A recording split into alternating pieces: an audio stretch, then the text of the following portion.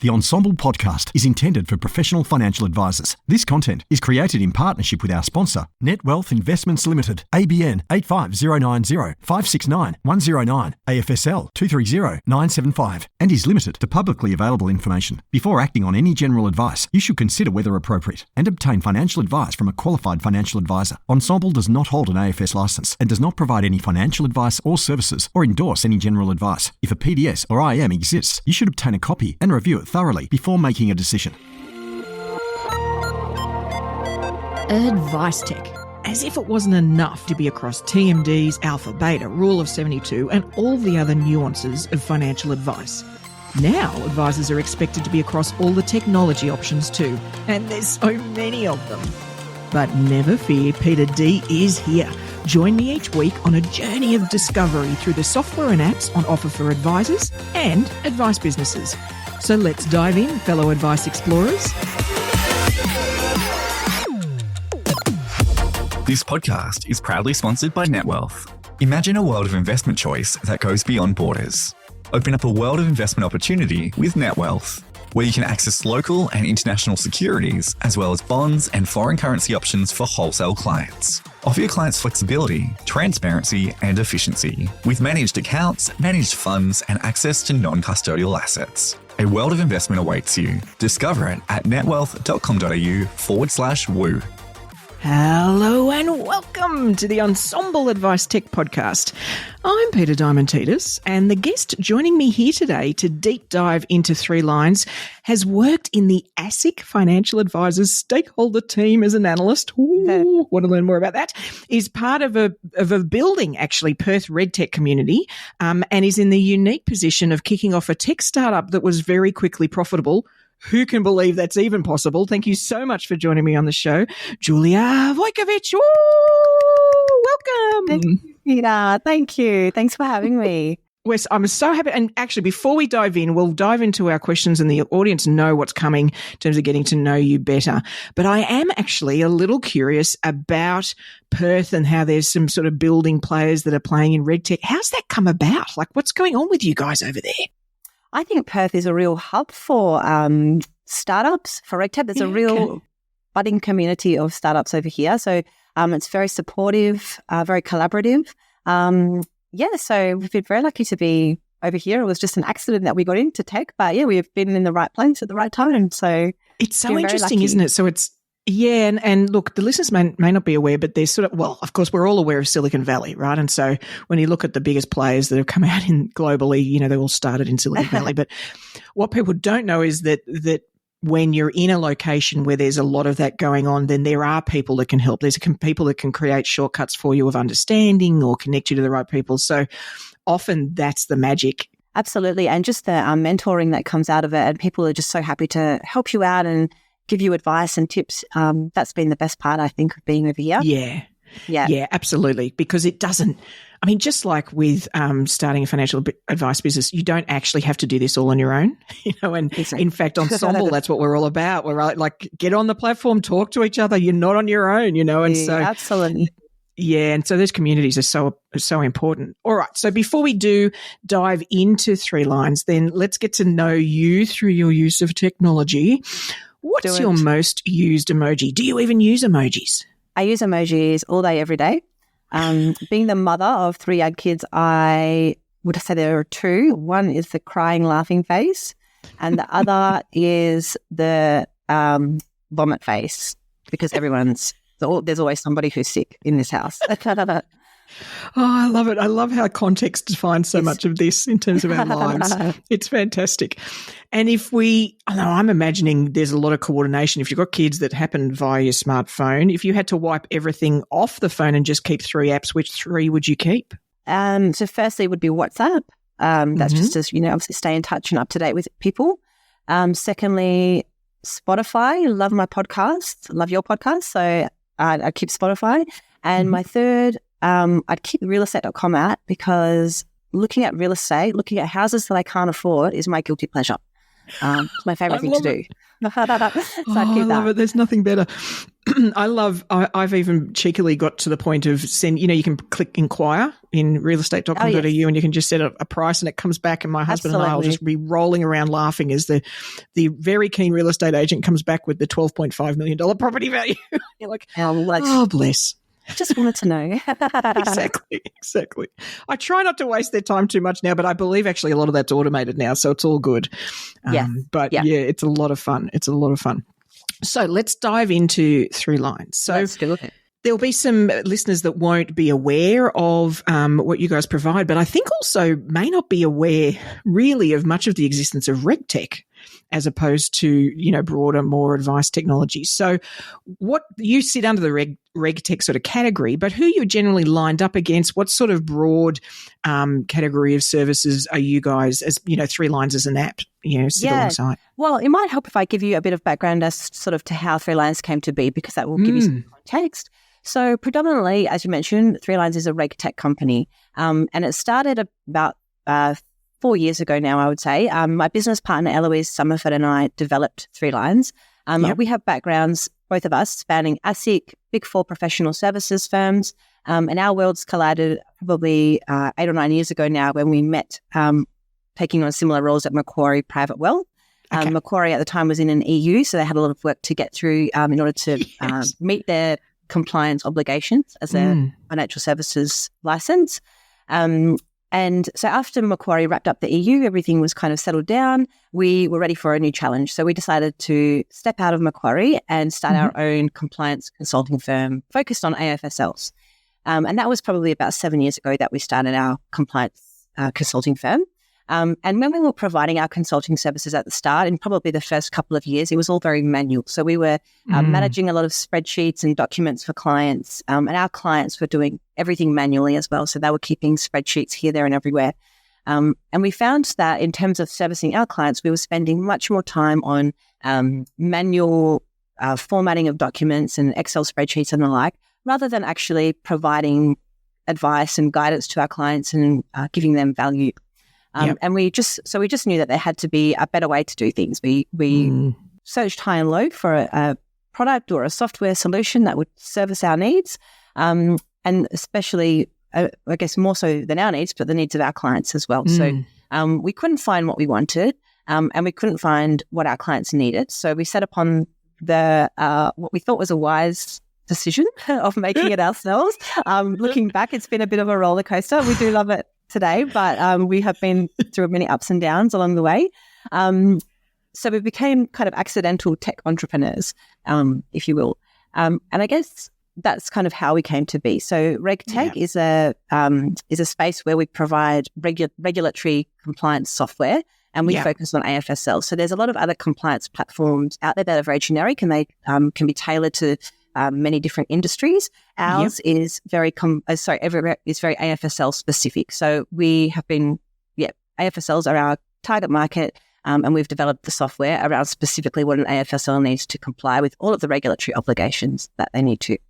Okay. And so in terms of then the problem, so I mean, there's layers of this, right? So there's the immediate, like you say, the admin, organisation, coordination, multiple places, information everywhere sort of challenge. So that's sort of getting organised generally. But I guess the other problem it's trying to solve is making these sort of collation and response to, say, issues or even information and registers, making it a habit, like a real habit, rather than a painful manual habit. Absolutely. And I think that's one of the pain points for people who aren't, or licensees that aren't using some sort of software to help them with manage their compliance obligations, is that you have everything sort of saved in a million different places. You don't know what you don't know. So it's really easy to be overwhelmed by all of the compliance obligations, and also to even miss things because you just have no kind of process or framework around what you're doing. So that's really one of the big pain points for licensees. So with 3Lines, everything is housed in one place. You know that if you log on and you make that a daily habit or a weekly habit or what have you, if you're using it in your day-to-day operations to manage compliance, then if you're keeping up with each module in the system, then hopefully you are well on your way to having a compliant business. Perfect. And why don't we actually start? I would normally ask this a bit later, but I noticed on your website you have an RM sort of online boot camp. Oh, yes, we do. Yep. Yeah. So did that come about as a way to help people build that habit? It's like, all right, let's get you to a certain point so you're aware of what you should be aware of. Absolutely. So through our consulting business, when we were running that, and we still have a sister consulting firm now, 3Lines Consulting, and that's got its own managing director. So Eloise and I work very much on the platform side, and then we have the consulting business that kind of works hand in hand with the platform. Mm-hmm. So through consulting, we sort of have a full suite of AFSL compliance services in our offering, and we help clients from the very get-go when they obtain their AFSL or when they're in that process of deciding whether to get an AFSL and become self-licensed. And we find that a lot of people were either applying or submitting to ASIC to be an RM of a license, or they were, recently appointed but didn't really have a good understanding of what that entails. And we know that there's a few different course providers out there, but our product differs in that it's an online course. So it's a set of, I think, 9 virtual lessons. You get 12 months access to the course, so it's not live. So if you want to learn at your own pace and log out, log back in and do everything in kind of bite-sized chunks, you can do that. And then if you watch the whole course and maybe 6 months down the track, you have an incident or a breach and you just want to understand, again, what you need to do in order to remain compliant, you can log back in and have another squiz at the lesson and the quizzes. There are CPD points available in that as well. And we also update it regularly with bonus lessons as well. So, for example, a couple of months ago, ASIC did update the guidance in terms of incident and breach reporting to ASIC. And so we've updated that with a lesson so that licensees or RMs can remain aware of what they need to do. So everything is kind of constantly updated. And it's an interesting, look, this is a really interesting area because I think to date, well, no, not now. I would have said, what year are we in, 2023, at least up to sort of 2015 or later, the compliance, like broad, license, land and compliance was a mystical art. Like it did really, everybody outside of it just saw it. They didn't see science as much as they saw this sort of mystic approach. And it was very hard to apply structure and logic from the outside. Confident there was lots of that inside. I feel like that was the case inside as well, right? Right. The last 10 years or so, we've seen layer upon layer of regulation be released. Nothing's been to date clawed back. It's just layer upon layer and it keeps getting more and more. And so it's really overwhelming for a licensee to understand what their obligations are and how to address them. That's very overwhelming and that's what we hear all the time. So our sort of philosophy is to make things simple, to keep things efficient and to do sort of maybe like lower the bar a little bit, still remain compliant and meet all your base level regulatory obligations, but don't go too far over and above. Just meet what you need to, keep it simple. And if you want to, down the track, go higher, aim higher, then absolutely do that. But just keeping things at a base level, in the short term is probably a good place to start. Yeah. And I think, look, there's this interesting spectrum for, regulatory environments, which is, all the way on the right end of the spectrum is the lawyer who would really prefer we didn't have clients. I mean, if they were really truthful, your average lawyer would just prefer we didn't have clients because that means the risk is zero, right? So, and then all the way over the other end is, the salesperson going hard of just engaging with the problem without any sort of construct. And in the middle of that spectrum is compliance. And they're the people trying to balance commercial reality and that's this legislative environment. We always say that we always try to balance the commercial aspect of the business with compliance. So we come to it with very much a point of view of keeping it simple, remaining commercial, but also just meeting a base level of regulatory compliance. That's kind of the sweet spot, I think. Yeah. And like you say, there's all of us with new habits need to start at a level that's manageable, because if you don't get that right, you can't add the other layers. You can't dive in at this top level with all sorts of things. You just get it wrong. And it's just a mess. And so I like the idea of having the foundational sort of level handled, structured, really sort of bouncy ball approach. And then you can just start adding layers to that. And those layers will probably be more personal depending on your license, depending on who you look after. And yes, and we always say that it does need to be, your compliance program does need to be tailored to the size and nature of your business. And that's what ASIC expects as well. So they don't expect a one-man band self-licensed business to have the policies and procedures of, say, IOOF. They just don't expect that. So it can be very much tailored to suit the business. So let's talk about the user then. Is the expectation that really your users are of the app itself are just the RMs, or do you see in practices as they get bigger, there's other people in the team that end up utilising the tool? So that's a really great question, because we have been really pleasantly surprised as to the broad demographic of the clients that we've got, right? So our primary users or our primary targets are, of course, AFS licensees. And so it's designed to be very much a whole of firm platform. So we would expect in the firm that you would have everyone from, say, your RMs, directors, if you've got an internal compliance resource or team, that they would be users, and also your advisors, because it's all underpinned by a task management system. So where there are actions that come out of, say, representative client file reviews or compliance committee meetings, you can, and you want to allocate tasks to various users in the business, you can absolutely do that when everyone's a user. And that way, also, when your advisors are users as well, and they get tasks allocated to them, the person who has ownership of that task, whether it's a member of the compliance team or, say, an RM, they can have oversight of where tasks are at and get status updates and have oversight of completion of tasks and the like. So it's really designed to be a whole of firm platform. Yeah, okay. And so then, we don't need to dive into the actual pricing, but have you then designed the pricing based on, say, I don't know, the number of authorised reps, or like how have you done that to encourage more team members to take part? Yeah, you know what it's like with tech? Yes, totally. So we have got about 4 or 5 different tiers of pricing. So it depends on the number of users you want in the system. So yes, as I mentioned, we've designed the system so all of the members of the license would have access, but and that's the way we've designed it to be used. But, so obviously that varies from licensee to licensee. And then we have, for those larger licensees that, say, have over 50 users, we will have, we can come to a negotiation on pricing for them, because obviously economies of scale and all that jazz.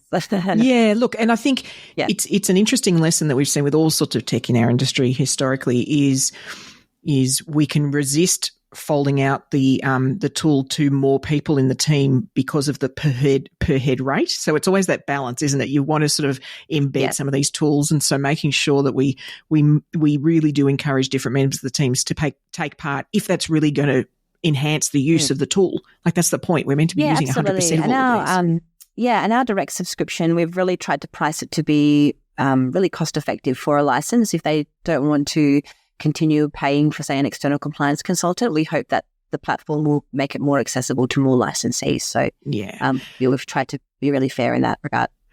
Yeah, and that's an interesting balance, isn't it? So you could start to, utilising a tool like this to get that foundational level, and then, it could be an issues-based that you use a consultant. When you come across something, then you go to somebody. That's how we've designed it. And we do we've also got bespoke platform offerings. So we do have other compliance consultants that use 3Lines, and they have a sort of enterprise level where they have their own branding, and they can use 3Lines to service their own compliance clients as well. So we have many different ways that the tool can be used. Yep.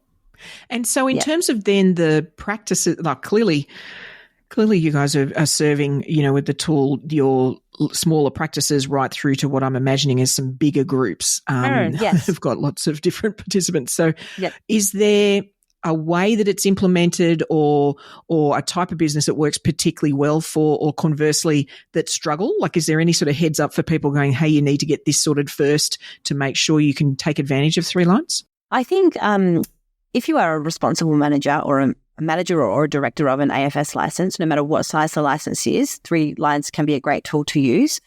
For smaller licenses, what I mentioned before, we have a direct subscription, and that will address all of your base level regulatory requirements. And that's really, as I mentioned, tailored to the size and nature of your business. So then for mid-tier and larger licensees who may have certain internal standards they want their advisors to meet, that's where we can offer the bespoke platform. So we have options under our bespoke platform where we can tailor the system to their specific needs. So, for example, they might be able to bring their own audit question set if they're already using a question set for compliance file reviews, for example.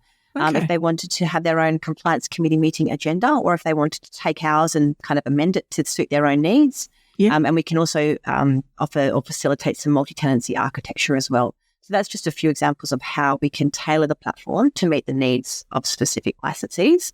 And I guess the good thing is that if licensees want to make a change, it's really easy to start using 3Lines straight away, you can start today. You can go to our website and sign up for a direct subscription. So we've built the platform to be as intuitive as possible. So there's a lot of, it's very user-friendly and it's very easy to navigate, and there's a lot of regulatory guidance built into the system. So you don't have to be a compliance expert to log in and sort of have an understanding of what you need to do. So we've built it so that you can use it on a self-guided basis. And we always set up our users with a demo as well. So if somebody registers an interest or signs up for a subscription, we'll get in touch with them and give them a demo so that they can see the full functionality of the platform and how to use it and how to kind of incorporate it into their business from a day-to-day perspective. And I mentioned 3Lines Consulting before as well, so which is our sister consulting firm. We also have a module in the system called Log a Ticket. So if any ad hoc or compliance queries come up along the way that a licensee wants some extra help with or an extra pair of eyes to look over, they can log a ticket that goes through to 3Lines Consulting, and one of our consultants will get in touch with the licensee to understand and maybe chat with them about what the query is, and just so that they have an extra helping hand along the way. Yeah, perfect. And I think, that's in the category of not knowing what you don't know, isn't it? So it's just saying, hey, this has come up, and then your team can, the 3Lines Consulting team can quote. They can go, hey, look, if we were to help you with this, it'd be this. But at least you've taken that next step, Absolutely. And 95% of the queries are just quick 5-minute phone calls just to quickly answer something. Sometimes it does sort of go down the path of turning into a bigger project. And in that case, then obviously the team at 3Lines Consulting will work with the client to scope out the project and obviously help them solve it as well. So there's lots of support along the way. No one's ever left sort of by themselves. There's always a helping hand if they need it. Yeah. So then, I'm assuming then really, I always ask this question, but for tools like this, it generally doesn't apply, is that this is not something that the end client, our end client, is interfacing with clearly. But I'm betting that, there is an extent to which an end client could, or their situation could be in there that might be a remediation or a complaint clearly that could be captured within the tool. Absolutely. So we have all of the compliance registers built into the system. So yes, it can manage incidents, breaches, complaints, all of those types of things. And, you talk about that, not the end client not having access. That's absolutely true. It's really designed for licensees. But I guess what we always try to tell clients is, I know we're just talking about compliance is boring to most people, except for me. I like to nerd out on compliance. But when a business invests in a platform such as 3Lines, I know what they're really investing is their competitive advantage. And I guess what I mean by that is when all of your advisors are on the platform, and using it, it drives not only a culture of compliance, but also a culture of freedom and enjoyment in giving financial advice again, because they're no longer being bogged down in, say, a scattergun approach to compliance. There's a process in place. Everyone knows what they need to do to address compliance efficiently and effectively. And it means they'll spend more time winning better clients and serving them, which will obviously do great things for a licensee's brand and reputation. And we all know with a great reputation, you can attract better talent, you can have better clients, all of those things. So it's kind of all works together to help the licensee in the long term. And there is a capacity, this is potentially unlocking some capacity for advisors because, like you say, a lot of what tech does is simply do the thing that we all put off and then do in one hit and gripe about. Absolutely. And we completely understand that. We know that not everyone loves compliance like we do. So we want licensees to save time. We want them to spend more time on doing what they love, which may be serving clients. It may even be leaving the office early and going and doing something they really enjoy in their free time. But because of a program like 3Lines, they'll be able to do that rather than spending time on admin and compliance, after hours. So the other great thing about it is that because it has all of the regulatory guidance built into the system and we update it regularly from the back end, licensees or, RMs or directors don't have to worry about trawling through the Corps Act and Reg Guides in order to understand what they need to do to remain compliant. It's all in there for them. So again, that's hopefully saving time, saving money for them, and hopefully mitigating risk as well. So there's hopefully a lot of benefits to clients by using that. Absolutely, because I think, there is certainly there is a lot of responsibility when you have, say, your own AFSL as opposed to part of a bigger group. But the truth is there's at its heart, wanting to do the right thing is the first point. Like it's like the anchor point, and then it's being organised enough to do the right thing. Do you know what I mean? Like it's sort of two stages. Absolutely. So I think the second part hasn't always been easy. Oh, I completely agree. And I guess that's why we love what we do, because we love helping licensees, even from our time just doing consulting work. We love helping licensees to get to that place where they understand what they need to do and they are actually doing it. I think what we really need for clients or subscribers to be successful in using 3Lines is that attitude and that the investment in wanting to be compliant. So that's where we see the best results. It doesn't matter if licensees come to us and they have nothing in place, as long as they've got that attitude and that wanting to commit to being compliant, and they have a commitment to using the program day to day and making sure that each module is completed. That's where we see the best results for our clients. Yeah. And it is the, I can see with a lot of these tasks, we've learnt it all with, even with, say, advice, is if you have a task, create advice for this client, then that's a massive thing and it feels like really big to embark on. Whereas if you can micro-task everything, you can always knock off things in little bunches. Yeah, you can knock off this thing here, and tools like this will help with that because it's sort of breaking it down into the individual elements. Yeah, and even, with a monitoring and supervision program for representatives. So obviously when an advisor receives a task, that is a remediation task from an audit outcome rather than something that's proactively helping clients. I think those types of tasks can get very much lost and pushed to the wayside because there's more pressing things to do. With 3Lines, we have designed the system again that the tasks, as you say, are very specific to each client file in terms of remediation. So the advisor will know exactly what they need to do for that client file to make it compliant. And then, yes, they can obviously, the management team can have oversight of the advisor completing that task. So they can follow them up.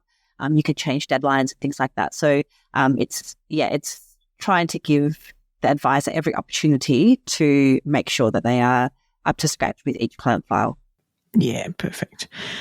So do you guys integrate with any other tools or any other apps? So not currently. We do have an open API, so we are always willing and happy to talk to people about integration.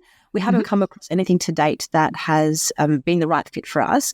And being a compliance software, we're very we can be the second, hence our name, second or third line of defense for a licensee in terms of managing their compliance. So we're very conscious about the need to remain independent. So we have to be careful about who we are going to integrate with, but we're certainly open to it where the fit is right. Yes. Yeah, okay. And so therefore, is this something that would be part of a process for within the practice would be what they need to update in the tool or what they need to, have as tasks? Because clearly they're not going to necessarily be living in it all the time. It would just need to be a sort of a rigor does the tool actually say maybe send an email or something that nudges the advisor when they've got to do something? Yeah, absolutely. So when a task or there is, where the advisor or any of the users in the system need to action anything in the system, they will get an email notification. So it will speak to their email as part of this, the sort of log-on processes to provide the email address of each user. And so, yes, where there are tasks or actions to complete in the system, every user will be notified so that they know that they have to log in and do something. Perfect. Okay, so are there any elements of the tool that you think has real value, but you find people haven't quite taken advantage of yet? It's sort of that there may be a few have gone, oh, that's golden, they've implemented it, but they haven't, there's others just haven't taken advantage of those features? Yes, there is.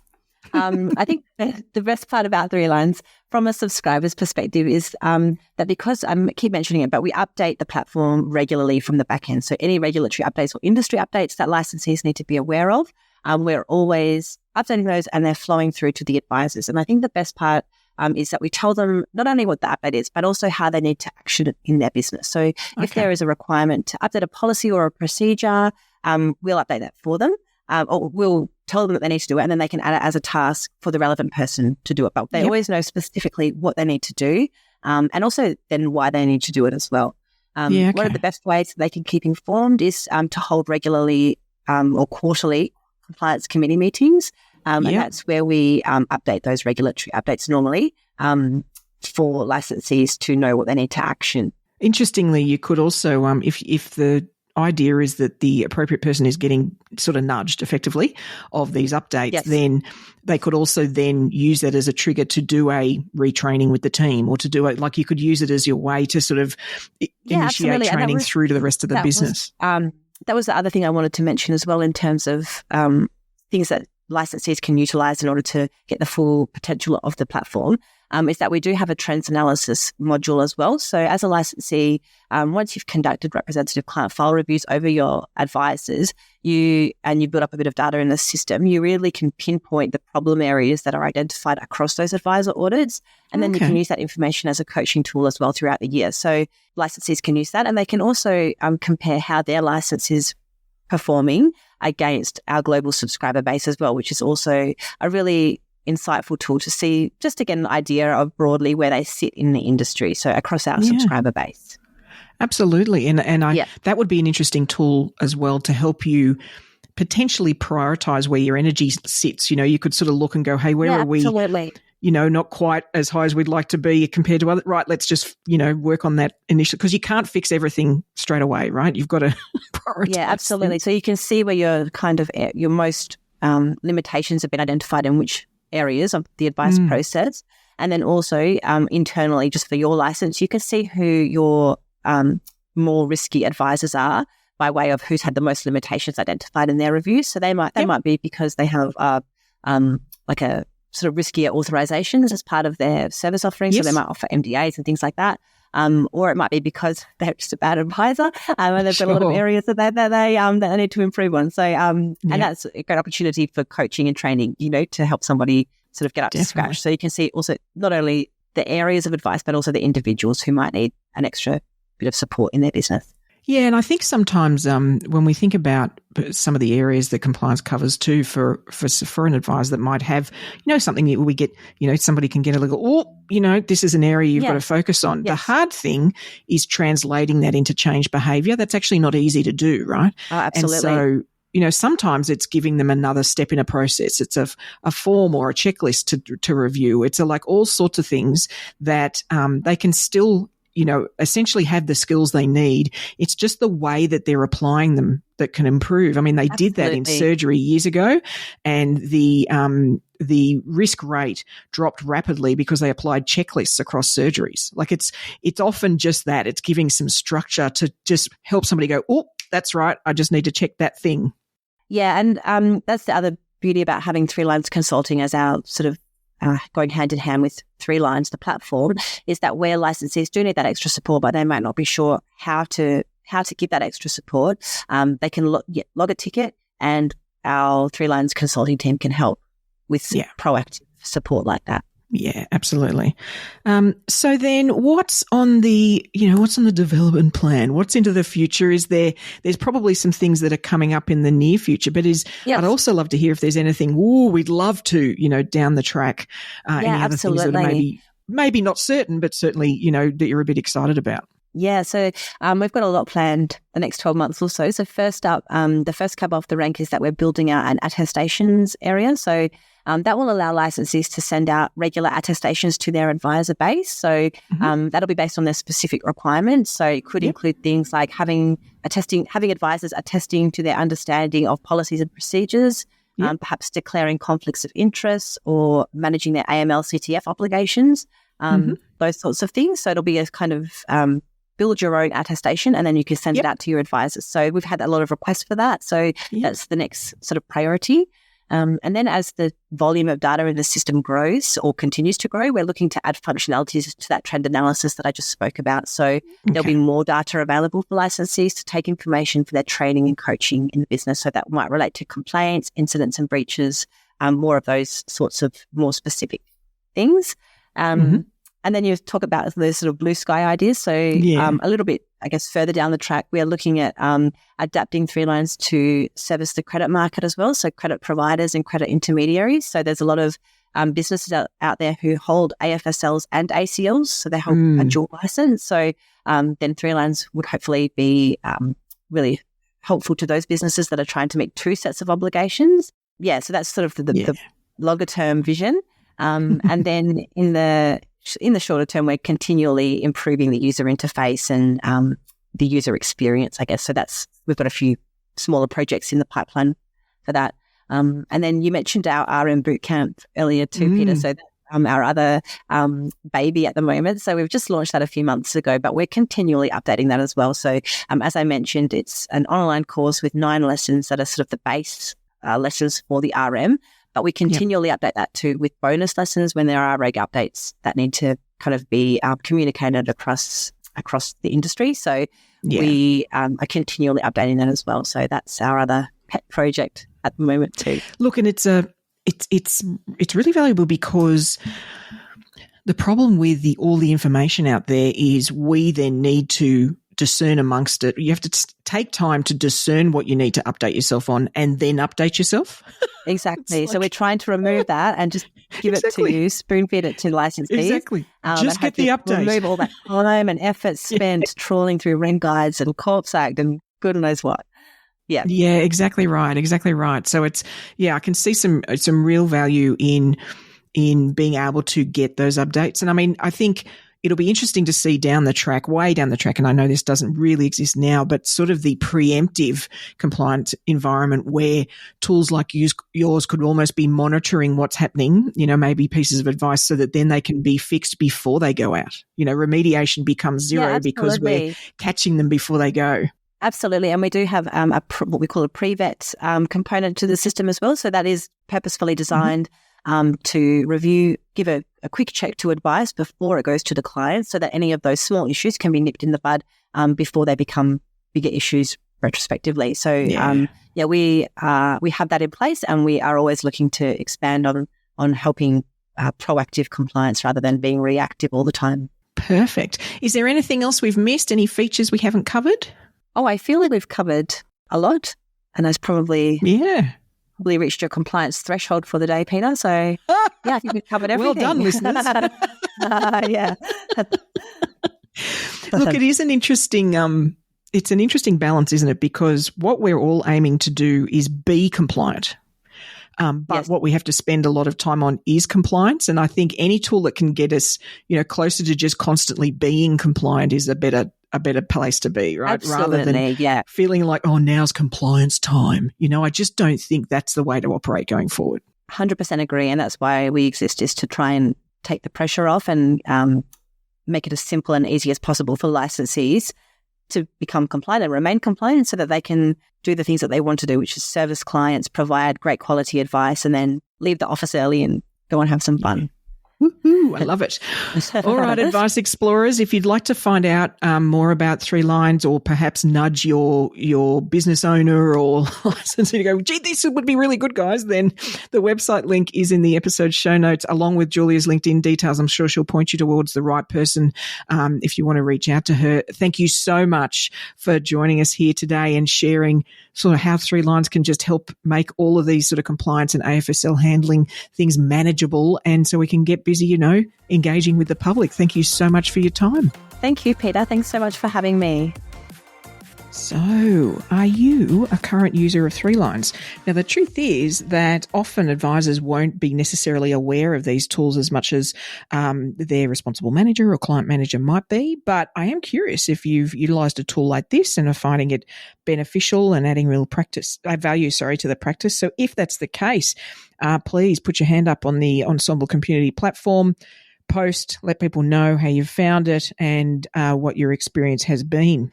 In terms of my thoughts on this stuff, I think what's interesting is, there's a need for us to be compliant, right? That's sort of the first level. Let's be compliant.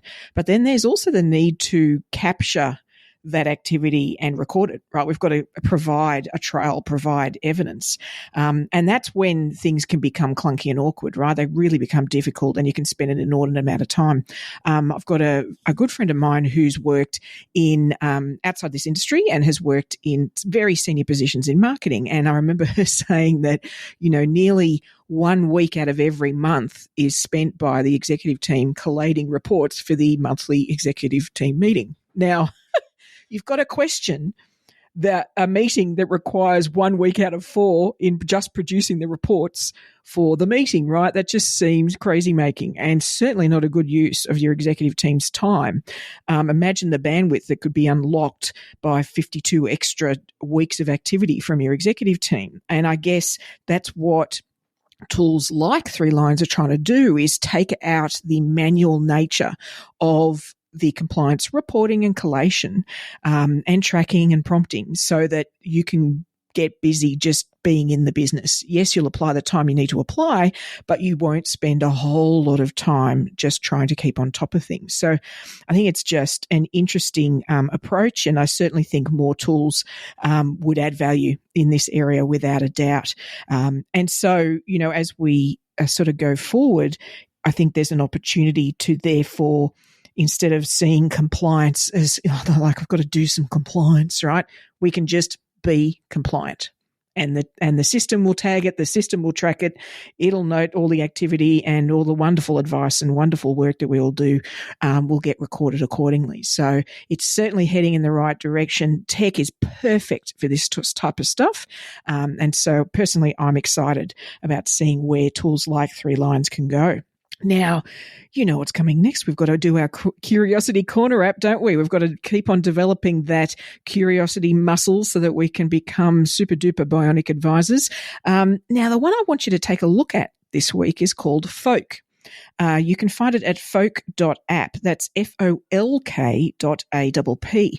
And this is another CRM, right? So I can imagine for advisors, it's not that you'd necessarily use, well, you certainly wouldn't use this for your day-to-day clients, but if you are undergoing some prospecting activity, right? Maybe you're interacting with people on LinkedIn, you're nurturing relationships, you might be going to business networking events to start to build a prospecting funnel, then this could be an interesting tool to check out, because what they've done is amplified the tool with AI. So they've got the normal CRM fields that you would see in every name, address, business, all those sort of things in there. And they've got all sorts of clever ways for you to engage with that. So certainly it's got all the things you might expect. But what it's also got is something called magic fields. So you can be looking at the data and you can say, I'm going to add a magic field. And what you do is, a magic field is a field where you ask AI via a prompt something that you want it to generate. So it could be a piece of data you want it to collect or generate, or it could even be some text you want it to generate. So let's just run through what I mean by that. So if you're looking at a table of prospects and you say, all right, for all of these prospects, I'm tidying up the data and I can see, look, some of it's capitalized, some of it's not, it's really messy. Then the prompt in the magic field could be, change the formatting for first name as a field and last name as a field, adding only a capital letter for the first letter, right? So it would just tidy that for you. Done, generate, tidied for the whole list that you've got. Or it might be that you've collected job title as one of the things that you've put in the database or in the CRM, but you want to sort of categorize it a bit better. So it could be categorize the field job title into one of the following categories, and you tell it what 4 categories you want it to put it in. Now, once it's done that, you could just use that as a tag, which means you can then filter how you talk to those different categories and the comms you use. You could ask it, if you've listed the company name that the person works for, the prompts you could put in for the field is, in which industry is company name operating? Then once again, it'll pick an industry and you could use that as a tag, right? So it's just any of that digging you might otherwise manually do, you could use the AI prompt to do it across a full list of clients. This next one is interesting, and I think this is where it could get really smart. So we've all probably heard of email campaigns, right? Where you send email 1, then wait 3 days, send email 2, right? And there's a certain ability to customize, but they all will generally feel the same, right? And can be repetitive if then 3 months later, the same follow-up happens, the client gets the same follow-up, right? The prospect. So it can get a bit clumpy. What this could be is the magic field could actually be to generate text, and the text could be an email. So write the body of a recruitment email, say, this might be a recruitment list, people applying for a job, to first name that's currently working at company name as job title to express interest in their profile for a potential position at your advice company. Make it feel professional, but relaxed, right? And now what's interesting about that is it's creating a template essentially, but it's an entirely different one per entry. So the AI will generate this relaxed but professional email using the fields you asked it to use, but every one of them will be different. So it's still batch, it's still an element of automation, but it's got some nuance and some difference. And I just think that's going to start to be interesting if we're reaching out to people, if we're just dropping them a line. It stops it being that same generic thing that we're sending out. So it just, don't quite have a handle on the best way to use it just yet. But I do think it's worth taking a look to see how AI is now being used within these tools as just a clever way to get some real smarts. Let me know if you check it out and if you find a great use case, because I'm certainly curious myself. Well, that's all we've got for this week. Be sure to subscribe to the podcast so you'll get your Advice Tech fix automatically sent to you each Friday. And if you're stuck in a rut, your processes need some work, or maybe you want to collate the team together to get them revved up for the second half of the year, do some planning, do some brainstorming, even, maybe get some insights on some tech that might help, then I'd love you to assist by facilitating a workshop. So please reach out to me on LinkedIn /Peita MD. Otherwise, I'll look forward to turning up in your earbuds next week. And remember, Advice Explorers, stay curious.